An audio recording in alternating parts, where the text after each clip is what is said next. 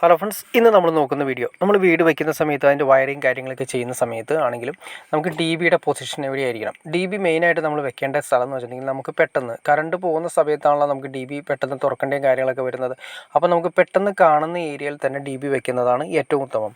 കാരണം നമ്മൾ സ്റ്റെയറിൻ്റെ താഴെയോ അതുപോലെ തന്നെ നമുക്ക് കാണാവുന്ന രീതിയിൽ തന്നെ കാണാൻ പറ്റാത്ത രീതിയിൽ നമ്മൾ ഡി ബി അറേഞ്ച് ചെയ്തിട്ടുണ്ടെങ്കിൽ നമുക്ക് എന്തെങ്കിലും പെട്ടെന്ന് ട്രിപ്പാവുകയോ കാര്യങ്ങളൊക്കെ വന്നു കഴിഞ്ഞാൽ നമുക്ക് ഡി ബി നമുക്ക് ഓപ്പറേറ്റ് ചെയ്യാൻ പ്രശ്നമായിരിക്കും. അപ്പോൾ അതുകൊണ്ട് കാണുന്ന സ്ഥലങ്ങളിൽ തന്നെ ഡി ബി വയ്ക്കുന്നതാണ് ഏറ്റവും നല്ലത്. ഒരു സ്ഥലത്ത് ഒതുങ്ങി നിൽക്കുക. അതുമാത്രമല്ല, നമ്മൾ സർക്യൂട്ട് എടുക്കുന്ന സമയത്ത് അതായത് ഡി ബി സെലക്ട് ചെയ്യുമ്പോൾ ഒരു കാര്യം കൂടി ശ്രദ്ധിക്കണം.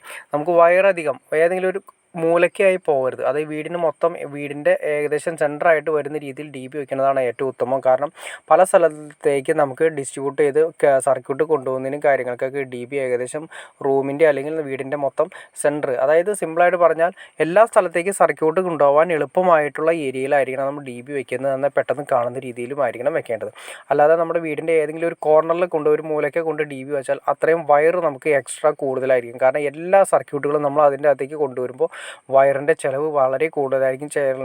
വയറിൻ്റെ റേറ്റ് ആണെങ്കിൽ ഇപ്പോൾ ഭയങ്കര റേറ്റാണ് വന്നിരിക്കുന്നത്. അപ്പോൾ അതുകൊണ്ട് അത്രയും ചിലവ് കൂടിയ ലെവലിലേക്ക് മാറും. അതുപോലെ തന്നെ എക്സ്പെൻസും കാര്യങ്ങളെല്ലാം തന്നെ നമ്മുടെ കൈവിട്ട് പോകുന്നൊരവസ്ഥയിലേക്ക് വരും.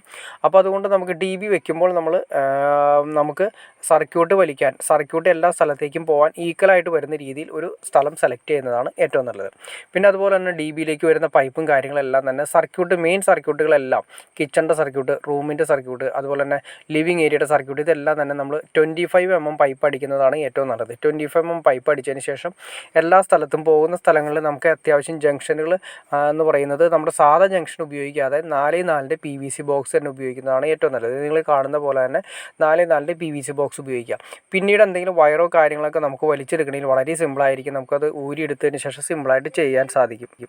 അതുമാത്രമല്ല, നമ്മൾ സർക്യൂട്ടുകൾ നമ്മൾ പൈപ്പിലൂടെ കൊണ്ടുപോകുന്ന സമയത്ത് പൈപ്പ് ടൈറ്റ് ആവാതിരിക്കുന്നതാണ് ഏറ്റവും നല്ലത്. കാരണം പൈപ്പ് ടൈറ്റ് ആയി കഴിഞ്ഞാൽ വയർ ചൂടാവുകയോ കാര്യങ്ങളൊക്കെ ചെയ്യുന്ന സമയത്ത് ഇൻഡക്ഷൻ മെയിനായിട്ട് സംഭവിക്കുന്ന കാര്യം വെച്ചിട്ടുണ്ടെങ്കിൽ ഭയങ്കരമായിട്ട് പൈപ്പിലൂടെ വയർ ടൈറ്റായിട്ട് വലിച്ചിട്ടുണ്ടെങ്കിൽ ഇൻഡക്ഷൻ കറണ്ട് നമുക്ക് എപ്പോഴും കാണാൻ സാധിക്കും. അതായത് ന്യൂട്രലിൽ ഇൻഡക്ഷൻ കറണ്ട് വരും.